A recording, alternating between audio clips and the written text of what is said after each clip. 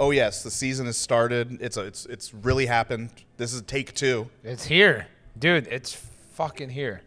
Welcome to Division Rivals. I'm Kenny Weber. I'm Lucas Cistro. And meet our friend Dwayne Murphy Jr. Unfortunately, another Giants fan. Unfortunately, I'm very proud of my Giants. Okay, well, I can't even say that with a straight face, but I don't know about this season, but I'm proud about our history. All right, I'm very proud of that. So. I'm proud of your future. Yeah. Okay. We'll see. We'll see. It's 1 week. But now it's 2-on-1 here at Division Rivals. We'll figure that out. Dwayne just had a child. Well, his wife did.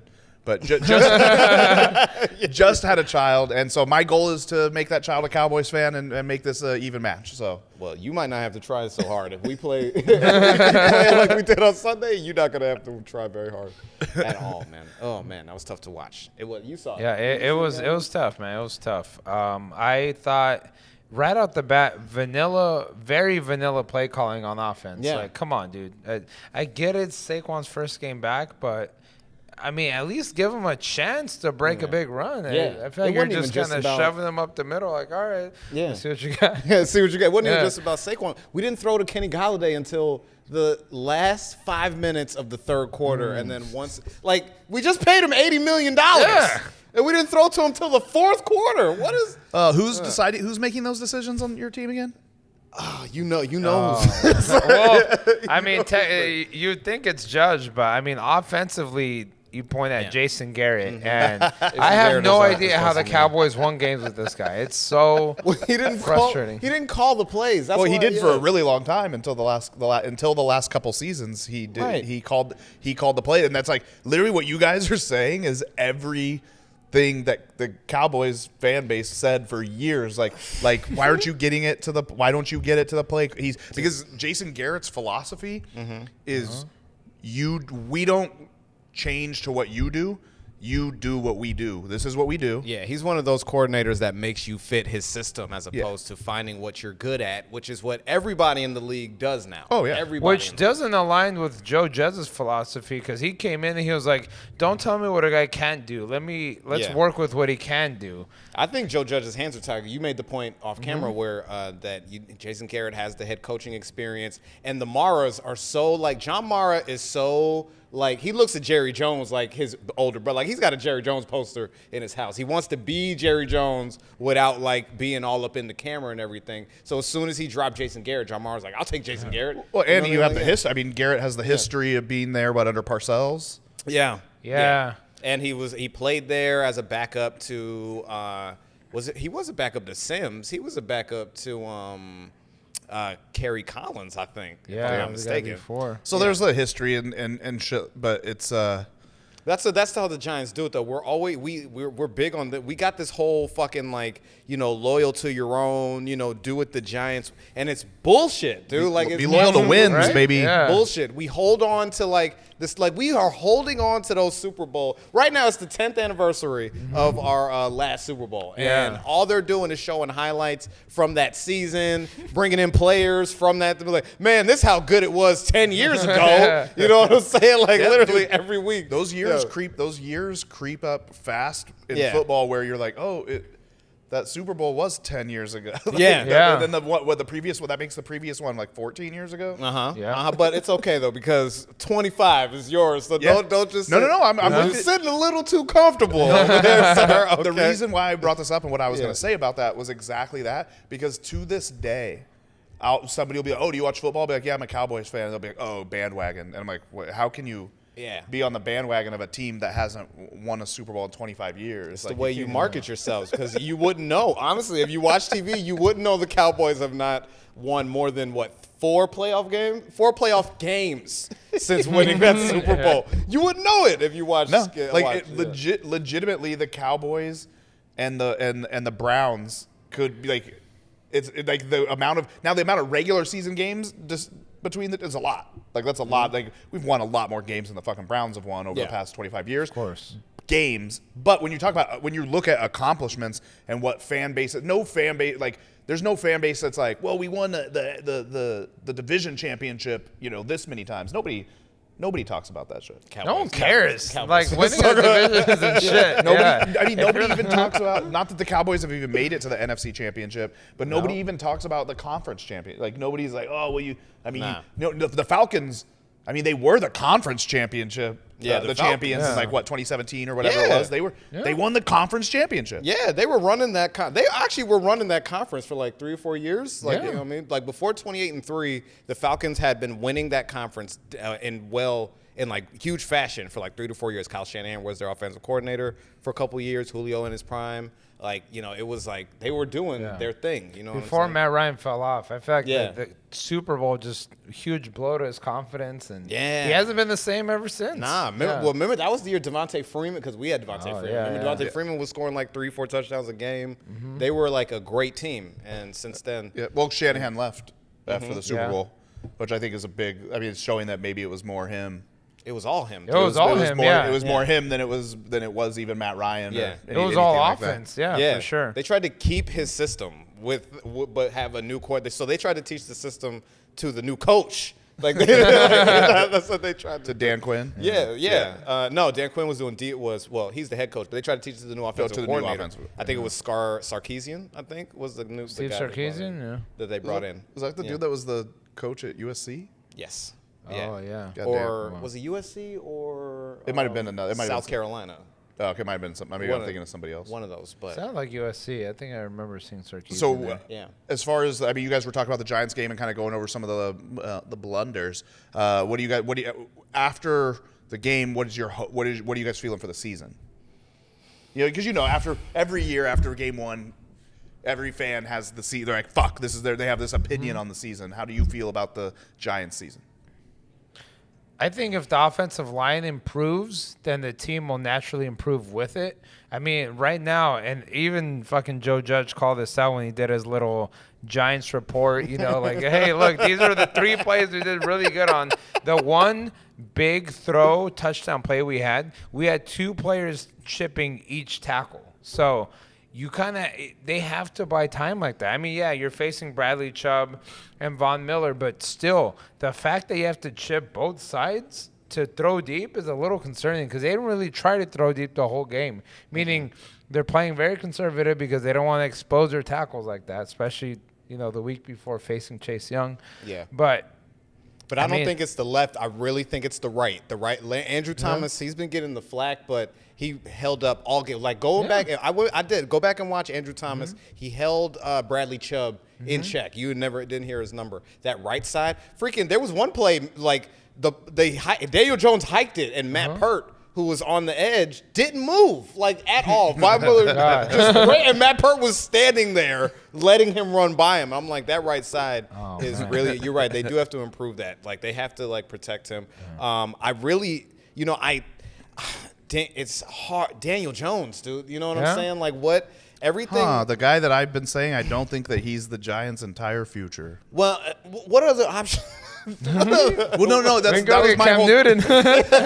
So in our fantasy league, we had somebody who was really fucking pushing Daniel Jones on everybody, and that was his major selling point. Is like, you have the franchise quarterback for a team in a dynasty league, and he's young, and I'm just like, I don't think he's the 40 franchise. fumbles in 3 years. That's way too much. You know what I mean? Yeah, 25 fumbles, 15 interceptions. I don't think Daniel Jones is the quarterback in 3 years. You don't know. This is his make or break season, Yeah. and I don't want to call it like after one game because it really is a long season. Do. Actually, the longest season ever in NFL history because we have 17 games. We do. And last year, Josh Allen did the Bills lose game 1 last year? I don't remember, but the Josh Allen. He was getting talked about very similar to Daniel Jones. Right. Daniel Jones can either be Josh Allen or Mitchell Daniel Trubisky. Jones, or he could be Exactly, yeah.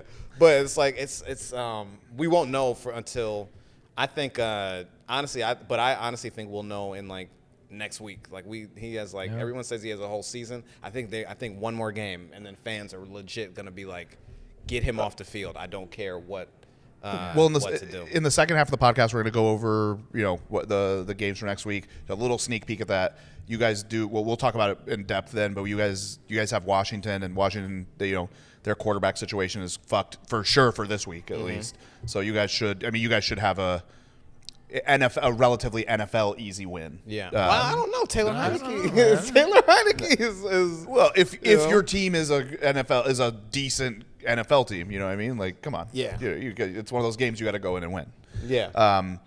I guess we'll cover America's team next. The Dallas Cowboys. They played the Tampa Bay Buccaneers season opener. It was a game where everyone was fucking just didn't they're gonna get murked, and they lost. In the end when.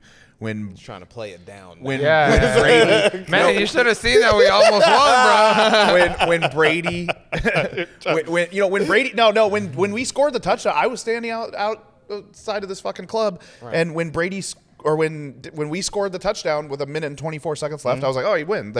Now they win. Like, we scored with 1 minute 24 left. They just need a field goal. It's like it's over. They lose. Like, you know what I mean? And I think the whole taking good shit away from a loss thing is being like overstated. Like, I think that a lot of people are and I also think it's being overinflated by haters. No, be honest, dude. Okay, look, Cowboys Nation is on like cloud 9 for losing the game the way they lost. You know what I'm saying? I'm telling you, it's not cloud even just 9. Skip Bayless or anybody. They're making it seem like, oh my gosh, like you said, because everybody thought they were going to get murdered and everything. The fact that they hung in, they pushed Brady to the wire and still lost, and but pass interference, quite possibly. We don't know. Yeah. I want to say something to all the Cowboys Nation. Last year, the New York Giants played the Tampa Bay Buccaneers and lost the exact same way. A non-pass interference call that went for the Buccaneers at the end of the game. That's how it won. You ain't hear nobody say, hey, the Giants are... Nobody gave us shit. You know what I mean? Well, they were like, I think that's because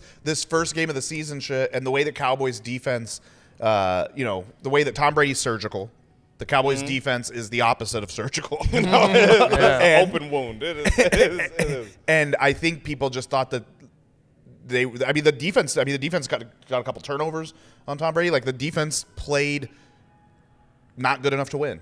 you know what I mean? But they played better than expected. And then the offense, I also think, played better than expected. I think they win the game if they just don't force the ball to CeeDee Lamb in the first half. I think that was the biggest...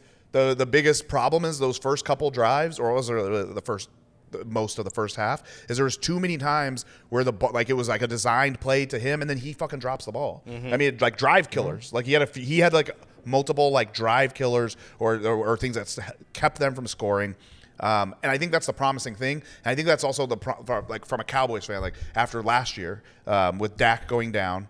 And the team just not really having a chance. I think just watching a good offensive game, all the fans are, because the average NFL fan in general, no matter what team it's from, the average fan doesn't have as much knowledge about everything. Even as like us, we are above average and like our knowledge and in depth of the game and stuff like that. And so the average fan's like, we almost beat Tom Brady. It's the first game of the season. We were supposed to fucking lose. Well, fuck you.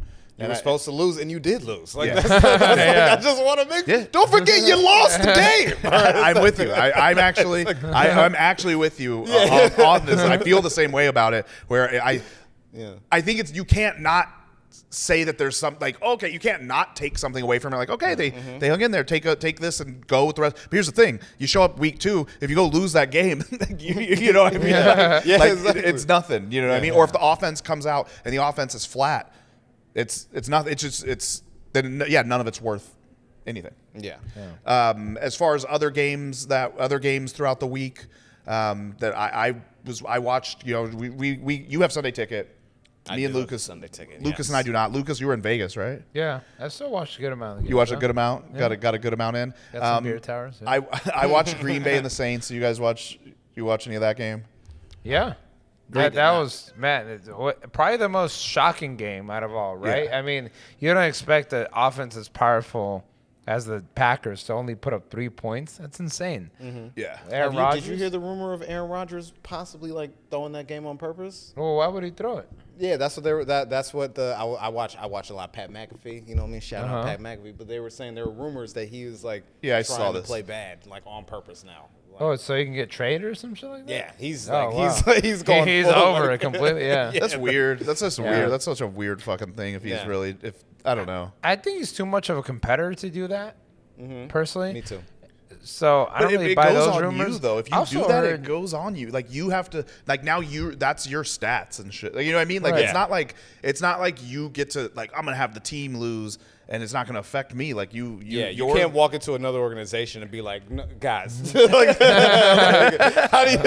Well, it made me mad. I didn't like anybody, so I played bad on purpose. I'll play good for you, though. Yeah. You know, like I don't think that's possible. Jameis Winston was fucking Great. Just looked great. Stellar. Like Yeah. he looked great, and the Packers as a whole just looked like duty. Yeah. They looked like a big pile of poop. Well, the Saints, Jameis Winston's Saints have a great offensive line. Sean Payton always has had a solid scheme. You know what I mean? Yeah. If you could make Drew Brees, the most prolific and efficient quarterback on the man. Because remember, he had a broken shoulder when he went to the Saints. And he turned into most touchdowns, all that stuff. You know what I mean? And he's like 5'8". If you could imagine what Sean Payton's going to do with Jameis Winston, dude. They called him Famous Jameis at one point for a reason. He used to ball back then. Yeah, he used to be. And I always thought he had potential. I mean, this is a guy who would throw for 5,000 yards a season, but he just happened to throw a lot of picks. And like, well, if you can correct that, then you got a quarterback there. Yeah. So I'm also surprised that the Packers defense gave up that many points. I mean, you talk about a defense that wasn't bad last season. No. You know, the pretty good pass rush, stellar corner in Jair Alexander. You don't expect a team like that to give up that many points, especially to a quarterback that hadn't started a game in over a couple years? Yeah, over a year. But I mean, it's not like he was out with injury. You got to remember that. You know what I mean? And he spent that year watching Drew Brees and then competing with Taysom Hill, who in himself is not too shabby at quarterback. You know what I mean? Yeah. Like if you get, like I said, Sean Payton, get him in the right scheme and everything like that. So I think Jameis was much more prepared for that situation. You know what I mean? And but to come out there and he's like, he wants to prove that he's not, shitty. You know what I'm saying? Like he had kind of the same reputation that our man Daniel Jones has. He can't hold on to the ball. The Bucs drop him for Brady, and all they say is don't turn it over as much, and we'll win the Super Bowl. And they do. He's in his head. He's like, you know what I'm saying? Yeah. Like I may not be in the league. Like let's say he comes out and have a bad showing. Let's say he plays like average. Let's say there's a battle between him and Taysom Hill, just like there was with him and Fitzpatrick. Jameis is not. I don't think Jameis was getting another shot. He's not getting another shot in the league. You know what I'm saying? So he'd be on a Cam Newton. Yeah, he'd be on that Cam Newton. Yeah. So he has to look good. You know what I mean? So that's I wish I had watched that game. That was in the same time slot as our Giants game, but I watched the Browns Chiefs after that. That was the one that I. That was a great game. That was a great game. Great game. Mahomes gonna Mahomes. You guys see the clip of Mahomes saying he's like. I was like, nah, Tyreek's fucking down there somewhere. Yeah, it's so true, dude. Yeah, I love Patrick Mahomes, man, and Baker Mayfield wants to be Patrick Mahomes so bad. You know what I mean? Like that's his whole body language. He does all the stuff Patrick Mahomes does. And then it'll just be pick. You know what I'm saying? Like he can't bring it home the way Patrick Mahomes does, but he's got all the swagger and everything like that. You know what I mean? Another commercial too. Did you see his commercial? It's pretty funny. No. Yeah, he's got a couple State Farm? new Progressive commercials. Oh, Progressive. Yeah, they're pretty funny. No, yeah, he's definitely Baker Mayfield's definitely got the swag, and yeah, a little too. He's one of those. I think he's what everybody wanted Johnny Manziel to be. I think he's exactly what. I think like he's right now. He's like Johnny Manziel's ceiling of what he could have been in the league. I think Baker can still get better and be better. I don't know. I don't know if he will, but you got to you are who you are after year 3, right? Baker Mayfield is always going to have the deficiency of not being tall enough. He's not as athletic as Russell Wilson.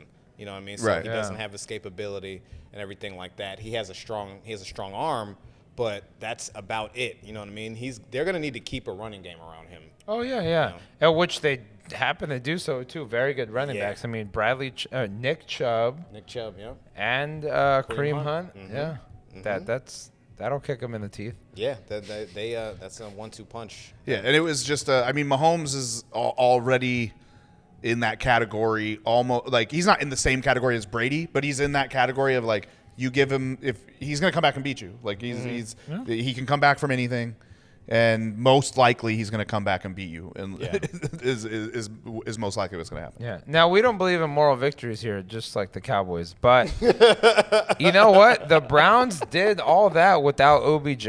So I don't know, man. You get OBJ back. Someone was saying we might have just seen the preview at the AFC Championship. Maybe we did. I like how the fucking Browns lose and Lucas is like, let's look at the fucking bright side. Well, I mean, you weren't losing a potentially game-changing player when you lost.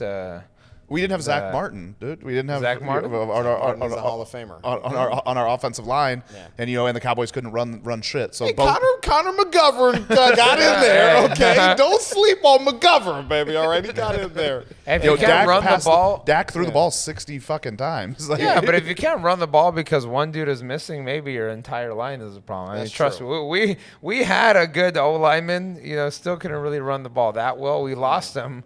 Now, No, and I mean, it's not just one guy. Well, yeah, that's because the line isn't the best line in football as it was like it was 6 years ago, 7 years ago. Like that again, that football time fucking goes by quick, and people want to dwell on that shit. You know what I mean? Like, and that goes for like a lot of Cowboys fans. They want to be like the best line. We got Zeke. We got like that shit.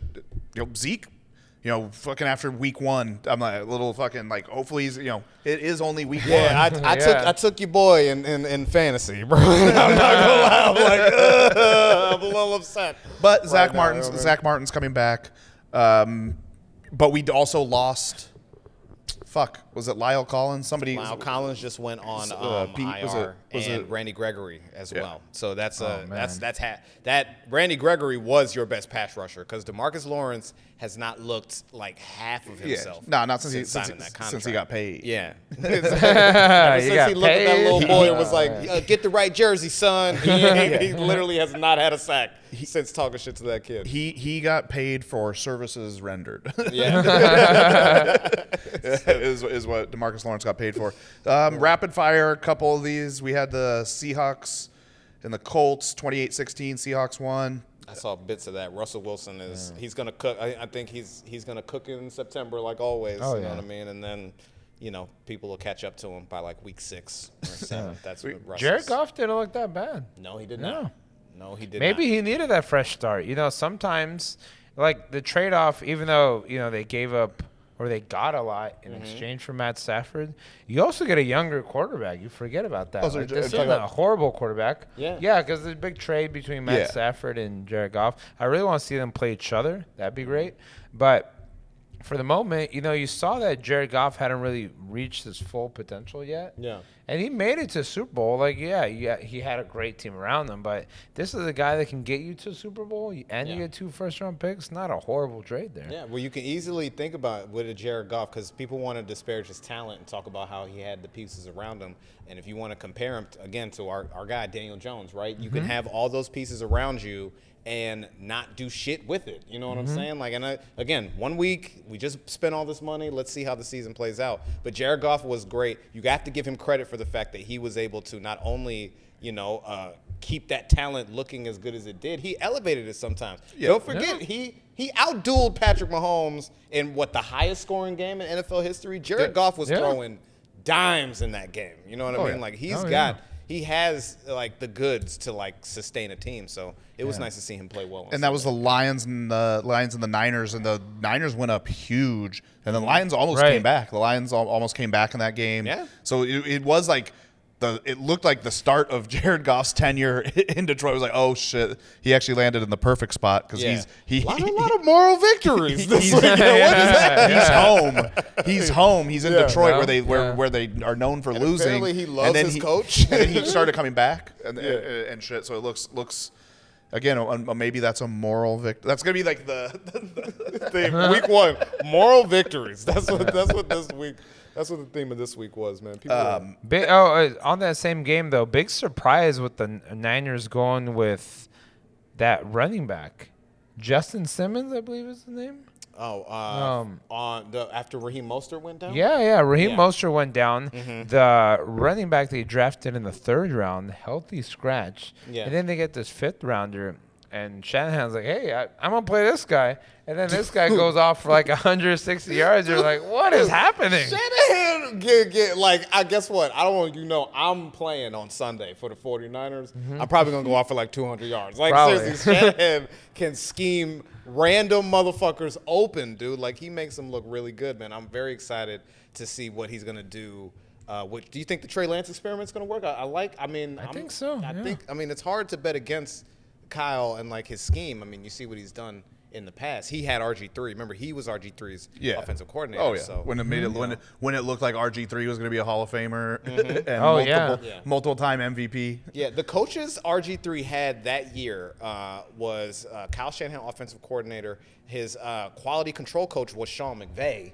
At that time. Yeah. And Matt LaFleur was on that staff, too. Yeah. I think Matt LaFleur was, like, coaching he was, like, an assistant or something like that. So that's what those three guys all let Mike Shanahan ruin RG3, though. Yeah, basically. They don't have veto power. It's hard to Mike Shanahan should pay RG3 for the rest of his fucking life. Yeah. He should pay him $1 million. He should get that. What's that baseball player that gets he gets paid $1 million or something every year? Bobby Bonilla or something. Is it Bobby Bonilla? Oh, really? I've never heard of that. There's a baseball player that gets paid every year by the Mets. Really? Do nothing? Yeah, Mets sounds like the Mets. Oh, it's like dead cap?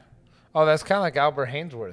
Yeah. Remember? Yeah. He was on the Redskins. He book got for a paid, while. and he's like, I'm not doing shit. I think he didn't even go into the season that year, right after getting that contract. He just took that money and bounced, bro. Like that was one of the most gangster moves in NFL history too. Like you're talking about get your money. Doing the Redskins, they ate that for a while. I don't think they were good until RG3 got there. Actually, so check this out. Yeah. So Bobby Bonilla, his name is Bobby Bonilla, and the Mets in 2000 agreed to buy out his contract, negotiating to pay the rest of the remaining $5.9 million in annual installments of nearly $1.2 million. Including 8% interest for 25 years. Oh my God! Oh, they're just still paying that. So they pay him 1.2 million, and he's making 8%. So he's making 8% interest on 5.9 million. But basically, what he did was he secured 8% interest on $5.9 million. Mm-hmm.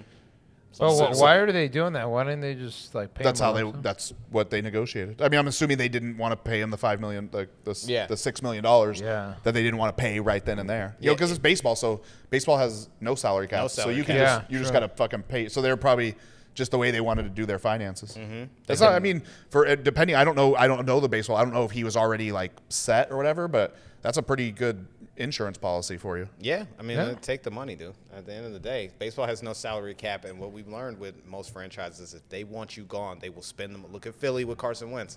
They'll drop all the dead cap, and they'll eat it. You know what I mean? Just to get you out the building, if they really want to. You know what I mean? So, but that's baseball though. There's no more time for opportunity anymore. It's like we'll give you 2 years, maybe 3 years. After year 3, we don't trust you. You're out. Look at Dwayne Haskins. He got 1 year. He's like, all right, done, dude. Cut it. We'll just restart it.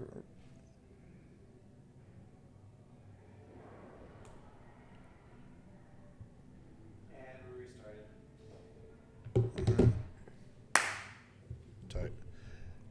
Cool. A little more on the rapid fire. We're talking about the Washington football team. Mm-hmm. Play the Chargers. Chargers beat them. Their starting quarterback goes down. Fitzmagic is out, what they're saying, maybe 5 weeks, 6 weeks, 5, something 6 like weeks. that. Yeah. He's on the IR, designated to come back. People are clamoring for them to go get Cam, which we were already talking about. Probably not going to happen. We don't even think that Ron Rivera really likes Cam Newton. I don't think he does. I really don't. You know what I mean? He just beat cancer. He's like, I am not going back to Cam Newton. I just beat cancer. I'm not bringing it into this goddamn locker room. Like, he had cancer in Carolina. They're like, hey, you have cancer. He's like, what type? They're like, Cam Newton. Yeah. But him and Dave Gettleman had cancer too. There's something about having Cam Newton working for you. I don't know. This stresses you out. But I think I think it's different. As much as I don't know. Who knows if he actually would want Cam or not. I think it would be different if Fitzpatrick was going to be out the whole season. If they were like certain, if they're like, oh no, this is a season-ending injury, then I think But speaking of Hard Knocks, I don't know if you guys saw today. I saw something online that said that this Thursday during the halftime of the Thursday night game, there's going to be some announcement about the future of Hard Knocks. Really? So I don't know. I can't even start to guess at what they're gonna I don't know if they're gonna do maybe more than one team or do something like that. But I don't know. It's during the season. I don't know if they could do during the season because they have that already. Right? Yeah, they have all or nothing. Yeah. Yeah, they have that, and the Cowboys did that. The Cowboys did all or nothing, didn't they?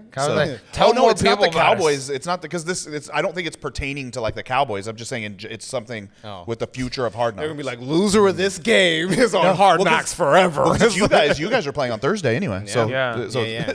It was supposed to be it was us or the Cowboys that was supposed to be on Hard Knocks. So it was. It should have been you guys. Like I've said before, it should have been anybody but the Cowboys. Man, I'll tell you what, we had a more interesting training camp. Like with the people I walking thought out. we and shit. we had the fight, all that. What's the next game that we have? So we have 3 games left. This one might be the toughest one to call so far. Titans, Seahawks. Seahawks. Really? What do you think, Dwayne? Russ had a very good game last week, but the Titans are. I don't know. I've never seen them have 2 bad games back to back, and they looked pretty rough. They lost their game. Who'd they play? They played. They couldn't score. They just couldn't score on them. I think it was Kyler. Yeah, it was Kyler Murray. They could not score at all. I don't see them having that issue this week. I want them to bounce back. I want to go Tennessee. I'm gonna go Tennessee. I like Mike Vrabel. I like how he coaches. I like that. I do like how he coaches, but I don't think they're going to win. I'm going to go Seahawks. They've always been a very tough division. They almost have to win all their non-division games. Yeah, And, Russ, dude, I mean. He cooks. He does cook in September. He cooks very well in September. So you can't stop Russ. Yeah. I'm going to go Seahawks. Next up, another tough one. Chiefs-Ravens. I'm going to go Chiefs. Chiefs. Go Chiefs. Patrick Mahomes. I think especially after fucking losing a heartbreaker like they just lost, and then you're gonna go fucking play Patrick Mahomes, who if you're even if you're winning by 20 or 30 points, you know with a quarter to go, you can't bank on that. I just don't think they're gonna bounce. I don't think that the Ravens. This is my thing. That's what I've been saying about the Ravens for years. I just don't. Even with Lamar, like they're good. I just don't think they have that like. It's like their offense is not. They're missing a chromosome, dude. Yeah. They're Down syndrome. No, I'm just kidding. I'm gonna go Ravens. They're missing a chromosome. They're missing like a football chromosome to me. Like that's all. I'm just like, no, thank you. Like that's how I always feel about them. You say Ravens? I'm gonna go with the Ravens. Yeah. I think they're gonna come back. They're gonna be motivated. I'm gonna fucking go with those fucking Down syndrome fuckers. Yeah. I don't know. Down syndrome is. But the Ravens, they don't explode the way the Chiefs do. You know what I mean? Like obviously, you're not getting. But at the same time, they can. They can. They have a much better defense. Yeah, that's true. That's so true. if it's not a shootout, guess what? It might be the Ravens winning. That's what I think. All right. Last game. Packers, Lions. Well, the Lions did not look bad on Sunday. And the Packers did not look good. I will steal from you. And what you said about the Tennessee Titans is exactly why I have to go Green Bay Packers. Even though I admit the Lions could win this game. Like I do. I've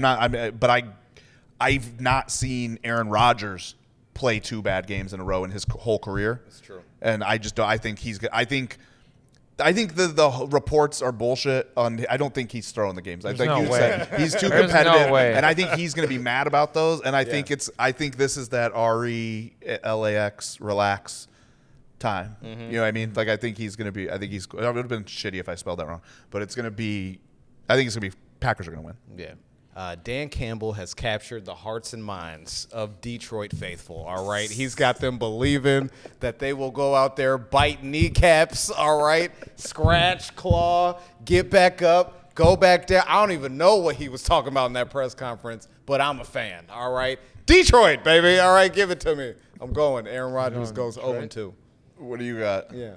I'm going with the Packers, man. There's as bad as they played. Come on, there's no way you're gonna beat Aaron Rodgers and the Packers. You gotta bite the kneecap, Come baby, on, all right? man. Bite them off. There's no way. Exactly. So that's it. We got a few minutes. We just got a few minutes, but we got to go quickly over our fantasy situation. We all play in a league together. We play in a dynasty league that we just started this year. I lost this week. I lost by 3.5 points. I did win in my other 2 leagues, though. I've been 2 other leagues. I won them both, one with most points, one with second most points. Yeah. A lot of people are impressed. The moral victory leagues is what we call those. but in our league, I lost. I'm actually happier with my team after week 1. Like I was like really down on my team after the draft. Like I didn't think I did a great job drafting for this dynasty. I don't have much depth, I don't feel like, at all. But I'm a lot happier with the team, even if I'm not 100% happy with it. And I lost, and I hope to win some future games. How did you guys do? I won my game. It was pretty. I jumped out pretty far on points early because of Tom Brady and Antonio Brown's performances. But then it was hard because I'm going up against he had Patrick Mahomes, and it's hard to go up against guys like that. So we had a little bit of a nip and tuck, but I pulled away, and I'm pretty much secured it with Lamar Jackson playing. It didn't matter how much he scored; I was going to win. So it's nice to be on the board. But it puts me very low down on the waiver claim. That's what I don't like about it. I feel like that's gonna. Yeah, it's almost like you want to lose week 1 just early, right? Yeah. And then not lose again, so you can get those good waiver pickups. But that's where I'm at. I'm all right. 3rd in the league so far, so feeling good. I lost, but I'm not worried about my team at all because I scored the 3rd most points, which was 170. Moral victory. And I actually would have won if I would have started the right players. So I think my roster is good where it's at. I hope everyone stays healthy. I had no idea that Mike Gesicki was going to give me 0 points. I also didn't think Dallas Goedert would go off, considering who is he? He's the tight end for the Dolphins. Right, okay. How did you not know, but everybody else knew? His name was Gesicki. Gesicki. I got a couple tight ends. You want to trade me? I got some trades. You want some I'm good. I got Dallas Goedert. As much as I hate the Eagles, You can't just in this league you can't get any credit for past points. Yeah, no, that's totally fine. So again, that puts me lower on the waiver, but I'm gonna be fine. I'll be all right, dude. I'll be all right. Okay. Any closing words? Any closing remarks? Anything for the people for week 2? Yeah, it's week fucking 2. Let's not jump to all these conclusions just because some teams might have done really bad or really good in week 1. I think, if you're going to be bold about these predictions, you're going to think, oh, the Eagles they're looking really good. Are they a playoff team? Fuck no. Come on, let's be real. They're far away from that. Why'd you pick that as your example, huh? Why'd you pick that as your example? Well, because the same could be said about the Packers. They look horrible. Are they not going to make the playoffs? Come on, of course they're going to make the playoffs. Even as a wild card, it's like, come on, dude. Those are my closing remarks. Gentlemen?